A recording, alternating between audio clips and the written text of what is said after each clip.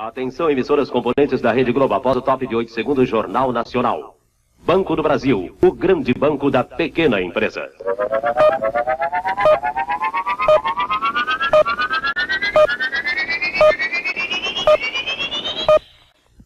A União Soviética confirma: o acidente com a usina nuclear de Chernobyl, na Ucrânia, foi o pior da história. A agência TASS confirma 2 mortes, mas um morador da região diz que podem ter morrido 2.000 pessoas. A França e os Estados Unidos oferecem ajuda para tratar das pessoas contaminadas. Cientistas de todo o mundo analisam as consequências da catástrofe na Europa e no mundo. Uma denúncia de bomba atrasa o voo da seleção brasileira de Belo Horizonte para Recife. Estas e outras notícias agora no Jornal Nacional.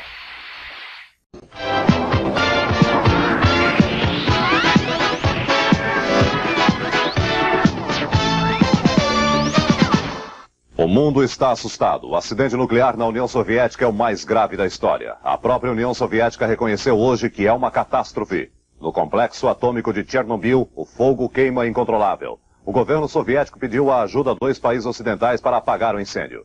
A agência oficial TASS disse que 2 pessoas morreram. Mas a agência americana UPI disse que um habitante da região informou que são 2.000 mortos no desastre nuclear.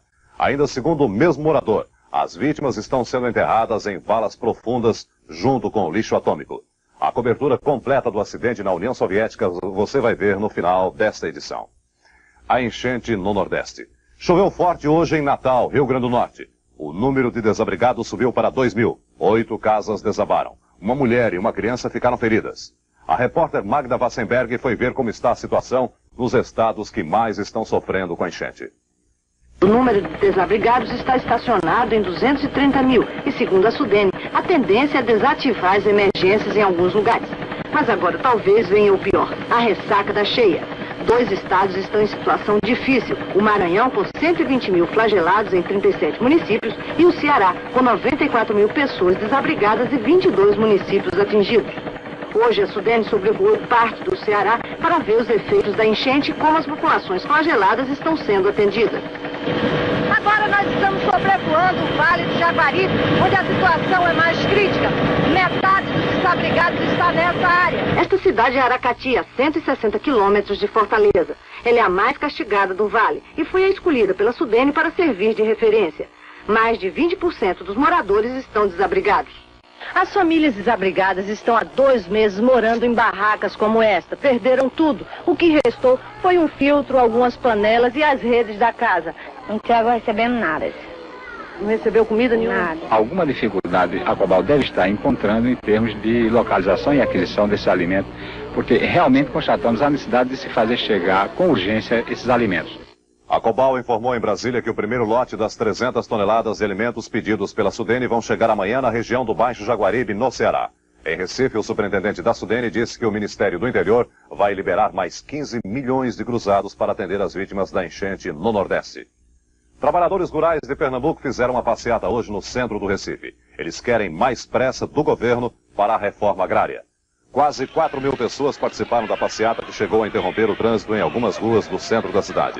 Os trabalhadores representam 63 áreas de conflito em 37 municípios de Pernambuco. A passeata terminou em frente à Delegacia Regional do INCRA.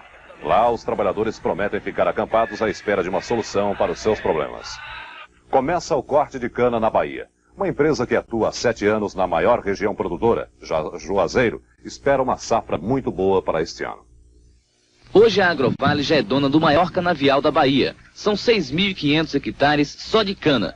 E toda essa área irrigada com as águas do Rio São Francisco, o que permite um melhor controle da cultura. O sol é forte, a topografia é plana e a terra é muito fértil.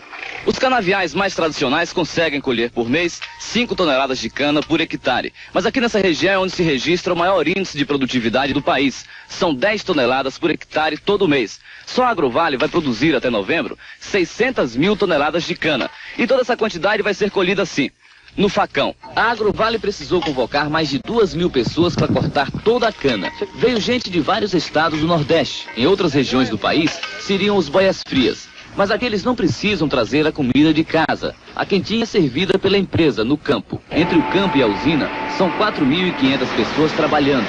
Por essas máquinas de moagem e aquecimento, estão sendo processadas 3.600 toneladas de cana por dia, 7.000 sacos de açúcar e 90 mil litros de álcool.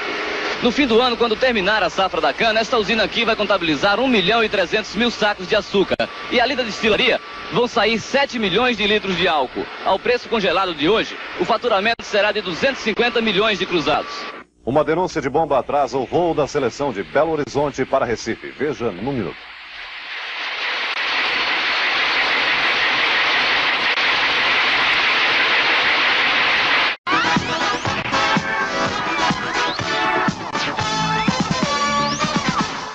Os crimes do colarinho branco. O Senado aprovou hoje o projeto de lei que define os crimes financeiros e prevê cadeia para os culpados. O projeto classifica 22 tipos de crimes financeiros.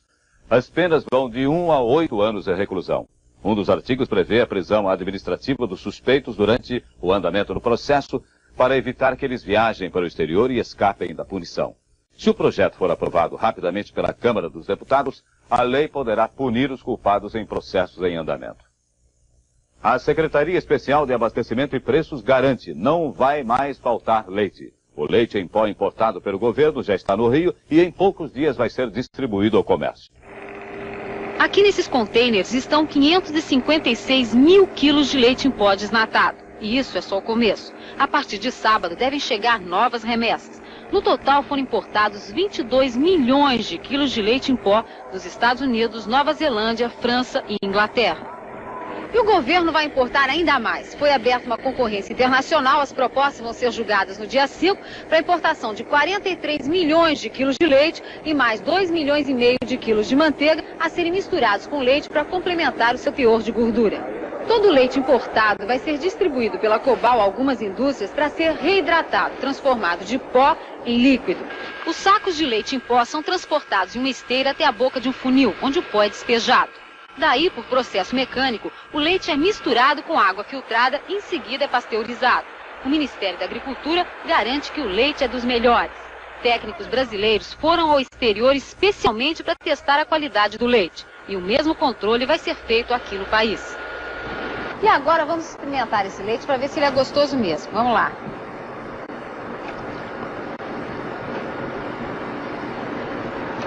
É bom mesmo. E diga uma coisa, esse leite aqui, por ser reitratado, ele não perde as suas qualidades nutritivas? Bom, absolutamente. Já são leites desnatados, nós acrescentamos 2% de gordura para atender as características do leite natura. É bom mesmo. Falta mais. Taça Libertadores da América. O Curitiba, campeão brasileiro, perde em Quito para o Deportivo, vice-campeão do Equador. Foi o segundo jogo do Curitiba no Equador. Lima fez o primeiro gol do Deportivo. O Curitiba empatou com este gol de Índio de cabeça.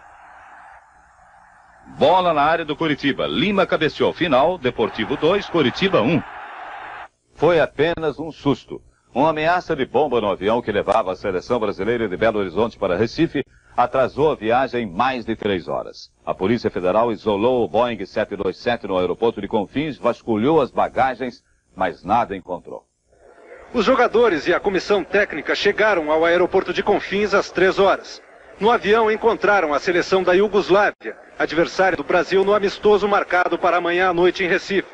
Os iugoslavos jogavam cartas tranquilamente quando todos receberam um aviso para deixar o avião. O comandante Volmer, que chefiava a tripulação do voo 1030 da Varig, foi informado de que um telefonema anônimo denunciou a presença de uma bomba no Boeing 727. Foi uma ameaça de bomba e por segurança, então nós vamos ter que desembarcar e fazer uma vistoria conforme é de praxe que as autoridades brasileiras requerem. O senhor Arlindo Cruz, funcionário da CBF, encontrou uma bolsa sem dono, o que fez a Polícia Federal suspeitar que ali dentro poderia estar a bomba. Onde o médico dele estava sentado, agora diz que não é dele. Não foi encontrado o dono da bolsa? Até agora não. Pouco depois, se soube que a bolsa pertencia a uma das comissárias da Varig. Entre os jogadores na sala de espera do aeroporto, o ambiente era tranquilo. Acho que o pessoal está tranquilo, que tá fora de perigo. Mas vamos torcer para que não seja nada e que a gente possa viajar aí tranquilamente e treinar, né, pro jogo de amanhã, que é importante. E aqui estão as bagagens da seleção brasileira, dos jogadores e também dos jornalistas que estavam nesse voo. E aqui, as malas e as sacolas dos jogadores da Iugoslávia. Toda a bagagem foi retirada do avião para ser examinada pela Polícia Federal. E o Boeing 727 da Varig foi isolado no centro da pista para uma vistoria de segurança. Mas esta história tem um final feliz. Não havia bomba alguma no avião. As duas seleções já estão chegando no Recife. Por causa da ameaça de bomba no avião da seleção brasileira, a aeronáutica decidiu reforçar a segurança nos aeroportos brasileiros. Hoje, em Belo Horizonte, o brigadeiro Otávio Moreira Lima disse que já determinou maior vigilância, principalmente nas áreas internacionais dos aeroportos. A política dá o lugar ao futebol. O Partido Trabalhista do Brasil concordou em antecipar para hoje, terça-feira, a exibição do seu programa político que iria ao ar amanhã em rede nacional de rádio e televisão. O PTB cedeu o horário de amanhã para a transmissão do jogo da seleção brasileira. O programa do PTB vai ao ar daqui a pouco, logo depois do Jornal Nacional. Em Cuiabá, a polícia queima quase 50 mil litros de éter e acetona que iam ser usados na fabricação de cocaína. Veja a seguir.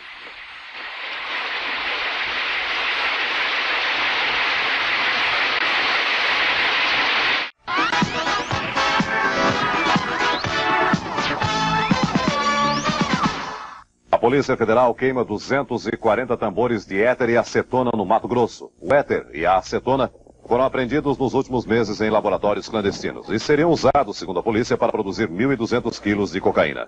A fabricação poderia render 300 milhões de cruzados. Hoje, 80 homens da Polícia Federal isolaram uma área de 200 metros num sítio perto de Cuiabá para queimar os 48 mil litros de éter e acetona. O fogo durou 1 hora e as labaredas chegaram a 50 metros de altura. A poluição no Rio Trombetas, norte do Pará. Ontem o Jornal Nacional mostrou numa reportagem como a bauxita está poluindo um dos mais importantes rios da região. Hoje, o ministro Aureliano Chaves determinou que o assessor de assuntos do meio ambiente do Ministério das Minas e Energia, Benhur Batalha, vá até o local e tome as providências para acabar com o problema. O presidente do INAMPS, Ézio Cordeiro, anuncia no Rio a liberação de 3 milhões de cruzados para intensificar o combate ao mosquito Aedes aegypti, o transmissor do dengue e da febre amarela. O presidente do INAMPS participou de uma reunião com todas as autoridades de saúde do estado e do município de Nova Iguaçu, onde 50 mil pessoas já estão contaminadas com dengue. O presidente da Fundação Oswaldo Cruz, Sérgio Arouca, disse que os laboratórios da Fundação estão acompanhando a epidemia. Até agora não foi confirmado qualquer caso de febre amarela. Pelo próprio combate que está sendo feito ao Aedes hoje, o risco de uma epidemia aqui é menor do que antes da epidemia do dengue.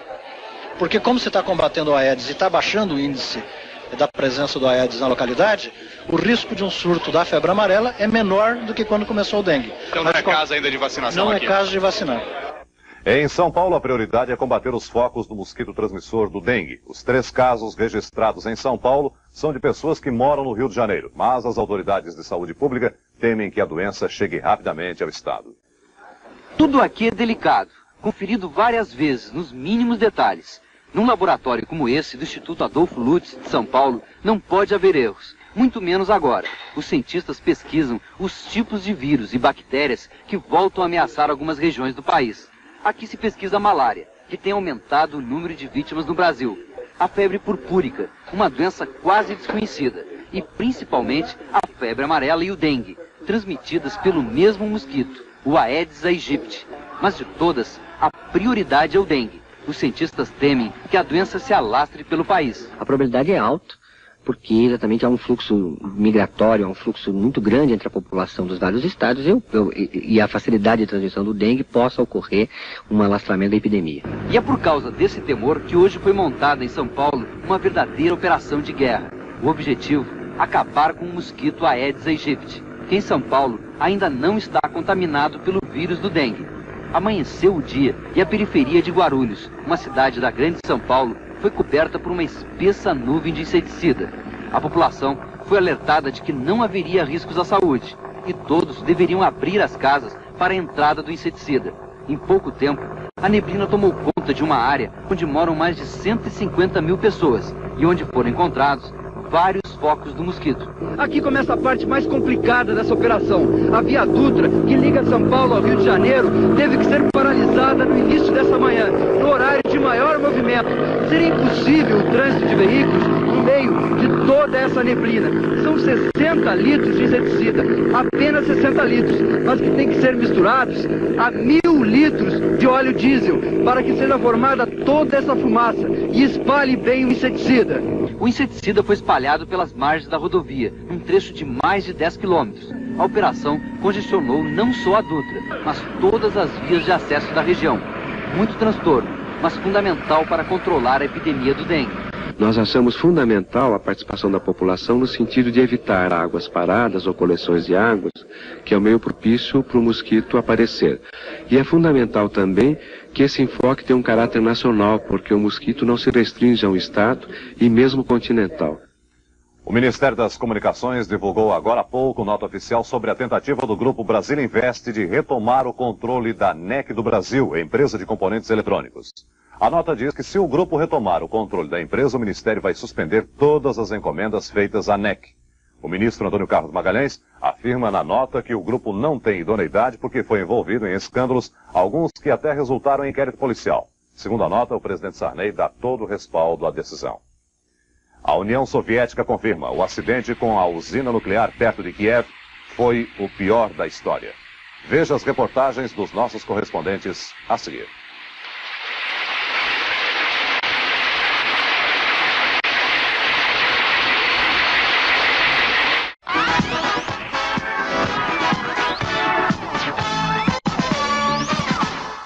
A nova programação da Rede Globo, lançada este mês, bate todos os recordes de audiência.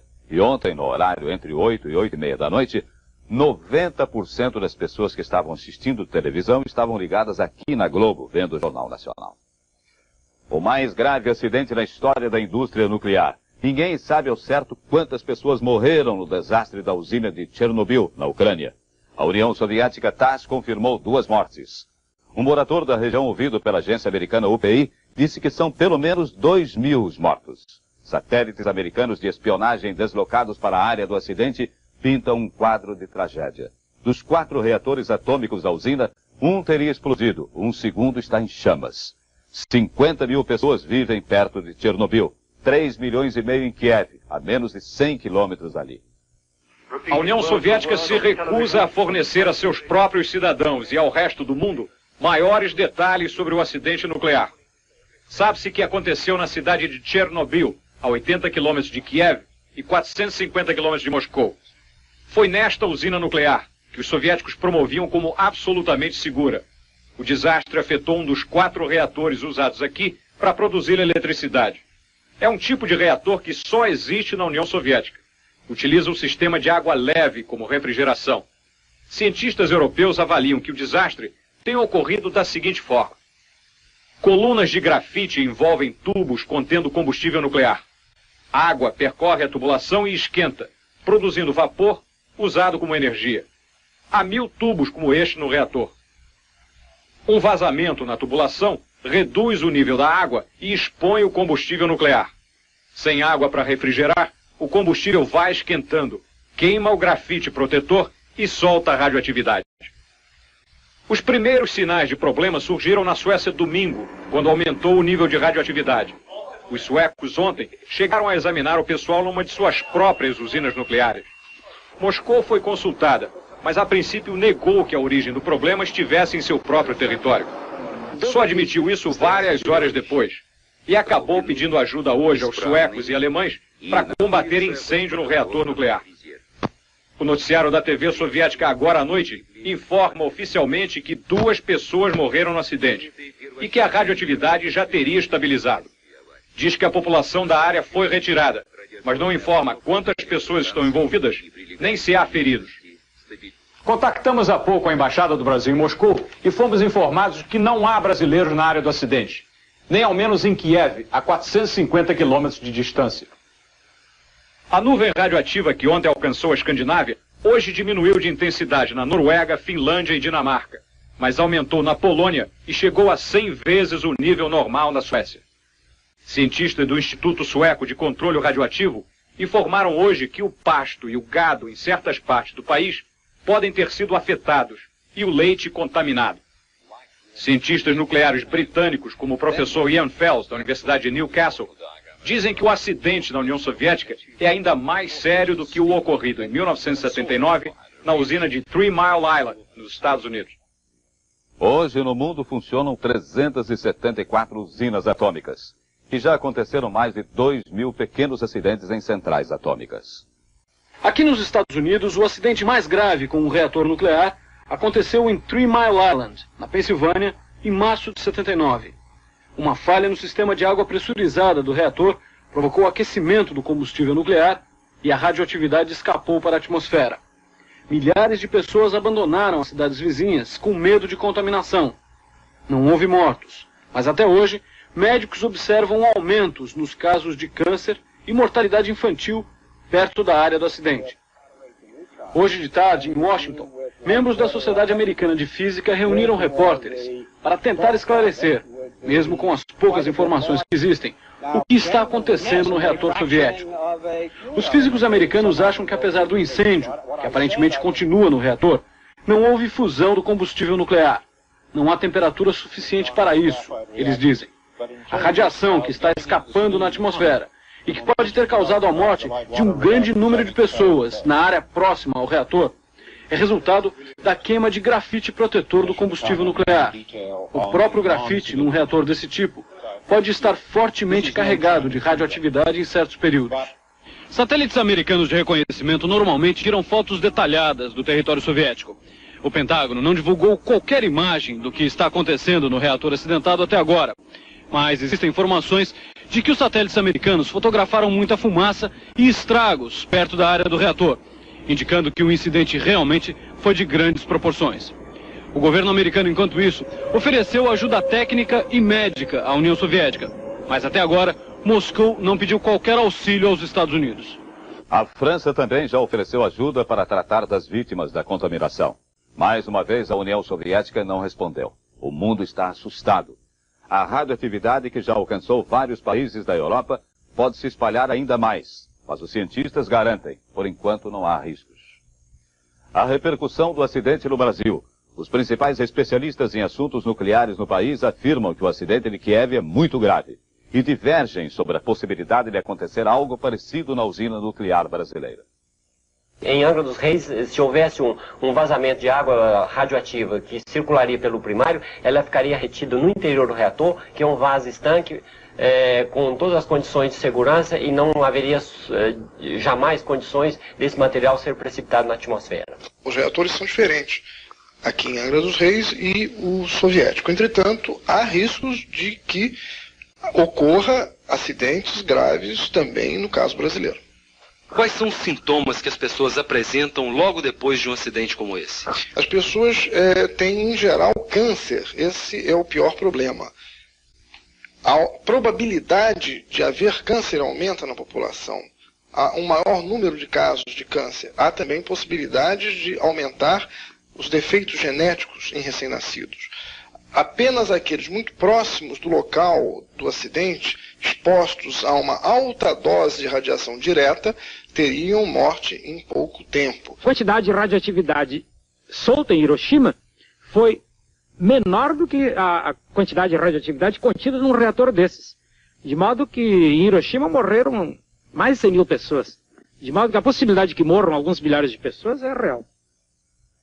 Outras informações sobre o acidente na usina nuclear na Ucrânia, você vai ver logo mais no Jornal da Globo. Boa noite.